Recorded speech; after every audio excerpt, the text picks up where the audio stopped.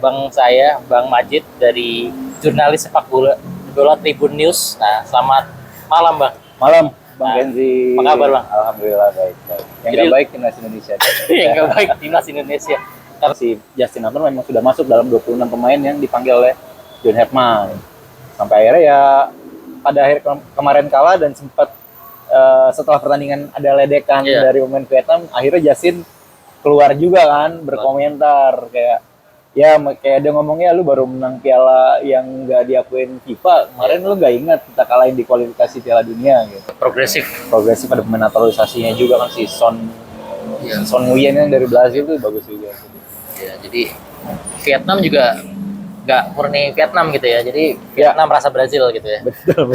Walaupun piala ini cuma Piala Asia Tenggara, ya sangat dinantikan sebenarnya sama kita. Dan Sumarji pun ketua BTN sebelumnya menegaskan bahwa kita belum pernah nih menang Piala AFF nih. Walaupun kita sebenarnya dari peringkat 2. Thailand 7 kali juara. Kita ke-6, tapi runner up-nya juara tanpa mahkota ya kan. 6 kali final. Dan kalau kata anak Gen Z sekarang kan sih sisakan ruang untuk ikhlas kalau mendukung timnas Indonesia. Kalau Sobat Inspirasi, kembali lagi kita di ruang temu inspirasi. Nah, kali ini kita mau ngobrol yang santai-santai aja.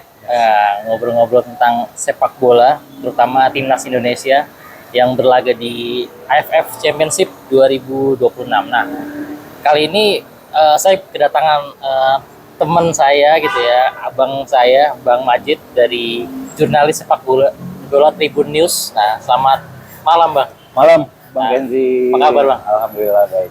Yang nggak baik timnas Indonesia. Yang nggak baik timnas Indonesia karena baru kemarin lawan Vietnam. Kita ya hasilnya kurang memuaskan gitu ya. Nah, kita mau ngomongin tentang AFF Championship 2026 nih, Bang.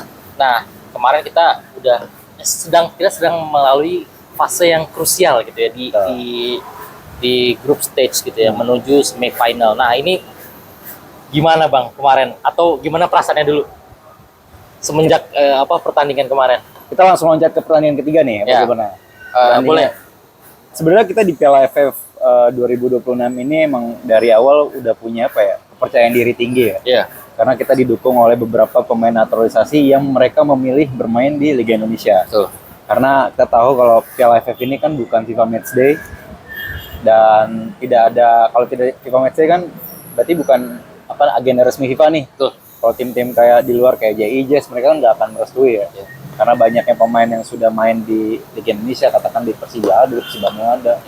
Nah, memulai Piala AFF ya ini yang kita tinggi lah ya, percaya diri tinggi. Ada Tom Hai, ada Liano, Wagner, terus Jordi, Sandy Walsh ya kan. Benar saja di laga awal lawan Kamboja. Kita menang 5-1. Euforia semakin terbangun. Iya. Sampai akhirnya away ke Timor Leste, ke Thailand. Itu Konburi lawan Timor Leste. Walaupun di situ sempat empot-empotan tuh, kita baru bisa mendapatkan gol tuh menit 70 ke atas. Akhirnya kita menang 3-0 dan puncak, mungkin bisa dibilang puncak kekesalan lah ya, karena euforianya harusnya bisa menang atau minimal seri aja buat memastikan tiket lolos. Dan di luar dugaan kita dipermalukan oleh Nguyen FC. 3-0. Iya. Jadi mungkin tadi ekspektasi tinggi, tapi sempat ada pemain diaspora kita yang di luar tuh yang sempat mau dipanggil kan. Kita udah masuk list juga. Benar itu gimana sih, Bang? Nah, benar tadi relate lagi karena memang ini Piala AFF ini tidak masuk dalam agenda FIFA. Dan si Justin Hutton ini kan ke klub barunya nih, Fortuna Sittard ini kan. Dan dia nggak dapat restu lah, nggak dapat izin. Padahal si Justin Hutton memang sudah masuk dalam 26 pemain yang dipanggil oleh John Herdman. Sampai akhirnya ya pada akhir kemarin kalah dan sempat setelah pertandingan ada ledekan dari pemain Vietnam, akhirnya Justin keluar juga kan berkomentar kayak dia ngomongnya lu baru menang piala yang nggak diakuin FIFA kemarin, lu nggak ingat kita kalahin di kualifikasi Piala Dunia gitu. Yang mana agenda FIFA resmi gitu ya. Betul. Jadi ditatang lagi di agenda FIFA resmi, kira-kira gitu. Iya. Nah, mungkin tadi ya perjalanan timnas tuh mungkin pasang surut gitu ya. Maksudnya di persiapan tuh sebetulnya ya naik turun gitu ya. Marcelino cedera, Hafner gagal tampil gitu ya. Mungkin kemarin pertanyaan netizen banyak, kenapa Sandy Walsh tuh nggak turun, Bang? Nah, itu juga sebenarnya kita mempertanyakan tuh karena kita belum dapat update-nya ketika mau main laga menghadapi Vietnam. Iya. Kita belum tahu kan kalau rata-rata kalau biasanya ini John Hetman mau merahasiakan starting eleven-nya gimana, squad-nya gimana. Dan setelah itu baru kita tahu kenapa Jordi Amat malah tampil hampir penuh ya. Penuh lah ya Jordi Amat, kemudian kanannya digeser Rizky Ridho. Seharusnya kan di Ridho waktu sebelumnya kan di tengah, kanannya bisa diisi oleh Sandy Walsh kan. Dan kita ketahui bahwa ternyata Sandy Walsh mungkin dalam kondisi yang kurang prima gitu, diturunkan. Itu juga jadi pertanyaan juga, banyak yang orang yang mengira bahwa John Hetman ini lagi istilahnya lagi mencoba-coba gitu, tapi nggak mungkin karena yang kita lawan kan Vietnam. Dan benar saja analisisnya ternyata memang kedalaman skuad kita yang kurang gitu. Dari 26 dikurang 2. Marcelino udah pasti nggak bisa main sampai PLFF karena cedera. Kemudian Justin Hafner juga ya kemungkinan juga nggak akan diizinkan oleh klub barunya untuk main di AFF. Ya, jadi mungkin tadi intermezzo gitu ya. Nah, ini mungkin peluang timnas gitu ya ke depan hari Jumat nanti tanggal 8 ya. Tanggal 8 itu ketemu tetangga gitu ya. Singapura. Nah, itu peluangnya kira-kira gimana buat melaju ke semifinal nanti? Kalau melihat peluang sih masih tetap ada ya. Kita harus optimis itu juga melihat optimismenya dari John Hetman, kemudian Rizky Ridho yang sudah pertandingan tuh emang ya dia juga mereka merasa kecewa lah kenapa ini. Ternyata yang kita lihat mengingat pertandingan lawan Vietnam kemarin, Vietnam bertahan banget ya. Gaya permainannya mungkin pribadi saya melihat kayak pertandingan yang diterapkan sama Sintayong. Sintayong kan memang bertahan banget. Apa mungkin Kim Samsik gara-gara Korea Selatan nih? Jadi dia pertandingan. Nah, kemudian melawan Singapura yang pola permainannya juga berbeda nih. Tadi baru saja John Hetman sama Mark Klok melakukan press con di Singapura. Di situ dia mengatakan bahwa Singapura dan Vietnam mempunyai cara yang berbeda.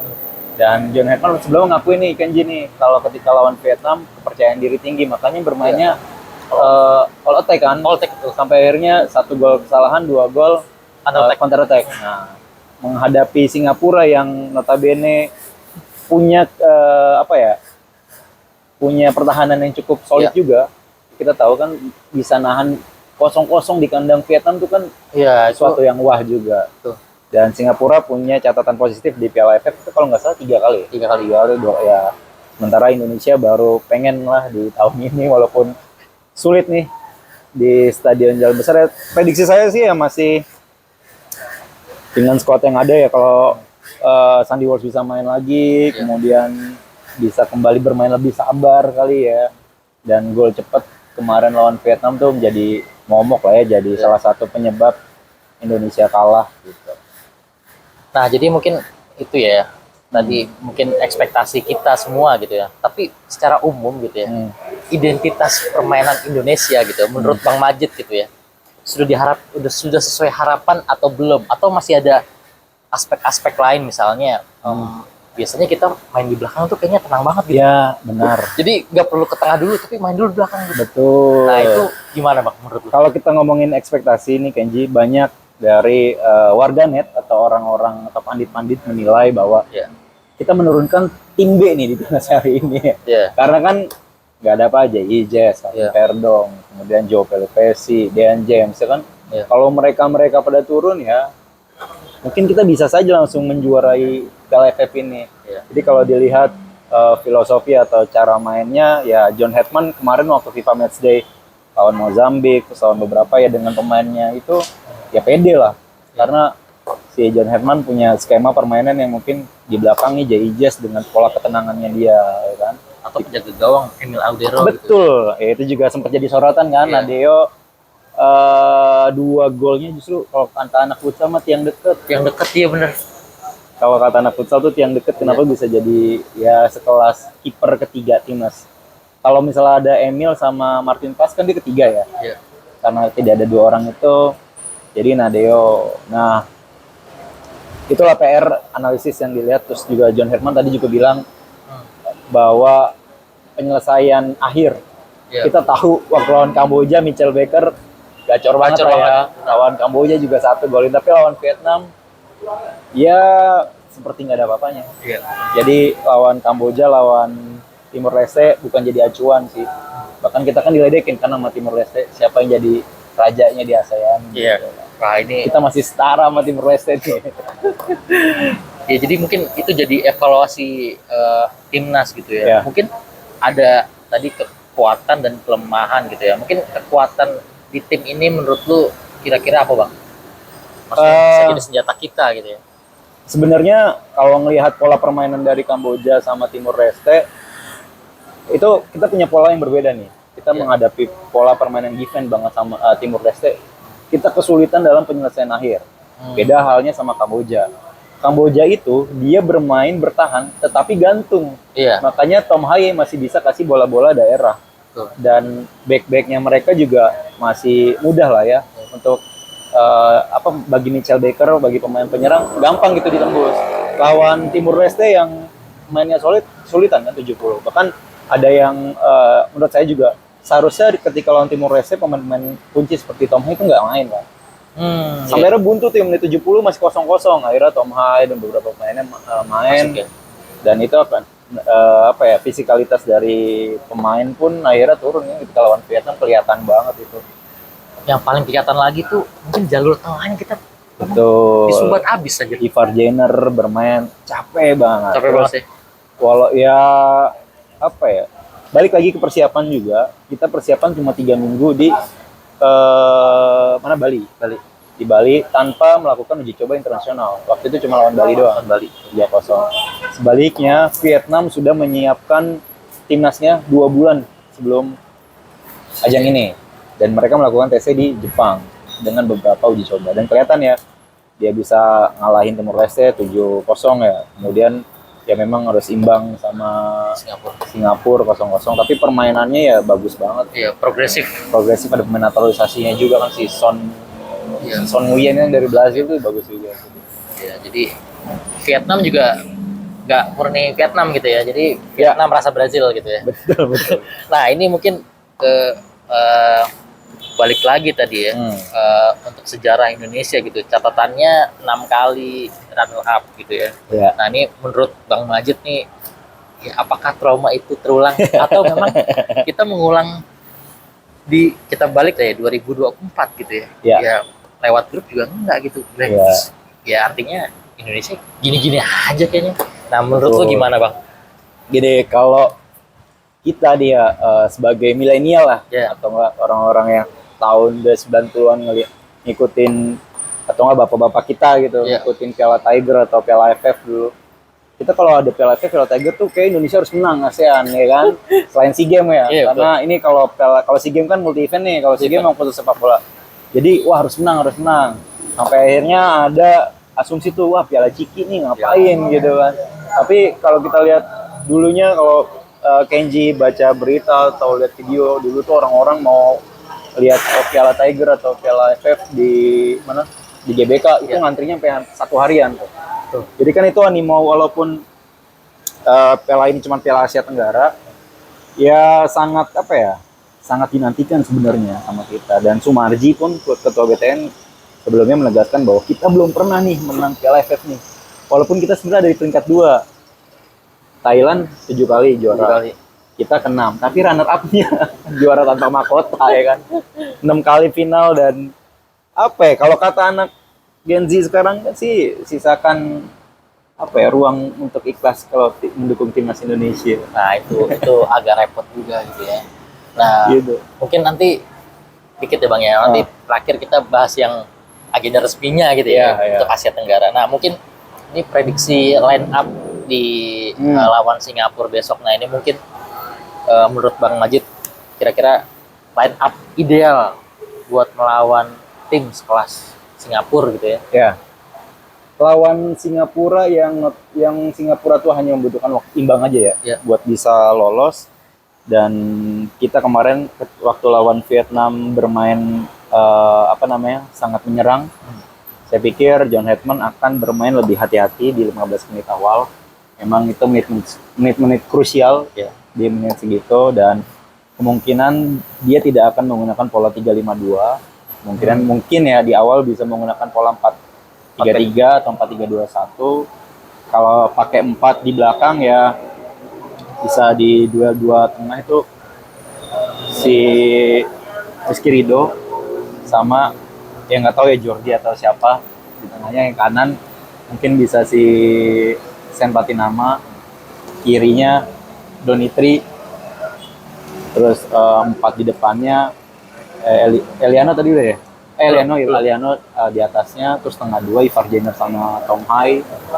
Kiri depannya itu bisa pakai Orat Mangun, dan depannya Mitchell Baker atau Beckham. Pola permainannya seperti itu kalau ngelihat, atau enggak. Tapi kita emang sakral banget nih di pertahanan nih sebenarnya nih. Kita nggak tahu juga Sandy Walsh sudah seperti apa kan. Ya kalau misalnya kemarin ada Justin Hafner main, wah seru sih itu lawan Vietnam, seru banget. Ya seenggaknya mental kita bermain tuh memang ngangkat gitu ya. Terus juga Indonesia sekarang menurutku ya, jadi fondasi atau cara bermainnya memang dari bawah. Jadi bukan pure langsung ke tengah gitu, atau direction vertikal ke depan gitu ya. Nah itu menurut gue sih, maksudnya kalau misalnya Hafner itu main, tapi mungkin juga bisa Donitri atau memang Sen Patinama yang memang ya bekerja di kiri gitu, terus di kanan bisa Wahyu Tri. Wahyu Tri dong, kayak belum main ya? Itu udah main ya waktu lawan Kamboja. Iya, Timor Leste ya. Bisa dicoba lah harusnya ya. Ya, itu mungkin harapan kita semua dan line up-nya gitu ya. Mungkin terakhir gitu ya, Bang. Ini mungkin yang agenda resmi FIFA ya untuk Asia Tenggara. Nah, itu kabarnya gimana, Bang? Iya, sebenarnya ada namanya FIFA ASEAN. Ya, jadi FIFA itu sebelumnya kan dia sudah membuat FIFA Arab ya. Ya, Arab. Yang di Arab tuh sama beberapa negara di Afrika masuk region dari Timur Tengah itu. Nah, lihat nih di Asia Tenggara belum ada nih agenda resmi dari FIFA. Dan Ketua Umum PSSI waktu itu memang sebelumnya jauh-jauh hari dia sudah menyepil nih akan ada turnamen resmi. Jadi Piala AFF tapi resmi dari FIFA yang namanya FIFA ASEAN Plus. Kenapa plus? Karena ada Hong Kong, India, Pakistan kalau nggak salah, dan dibagi 2 grup. Indonesia kebetulan akhirnya ditunjuk sebagai host ya, sebagai tuan rumah ya. Tunggal ya? Enggak. 2, satu lagi di Hong Kong kalau nggak salah. Atau tunggal ya? Saya lupa tuh. Kepastiannya, dan dimulai itu kalau nggak salah Oktober. Emang itu di waktunya di jeda FIFA Matchday sih. Selama 2 pekan itu dibikin pertandingan akhirnya. Nantinya masing-masing juara grup langsung final. Gitu. Nah kalau juara di FIFA Matchday itu ya boleh sombong lah ya. Iya nggak sih? Ya karena satu, misalnya kita lawan Malaysia, kita menang, poin kita dapat.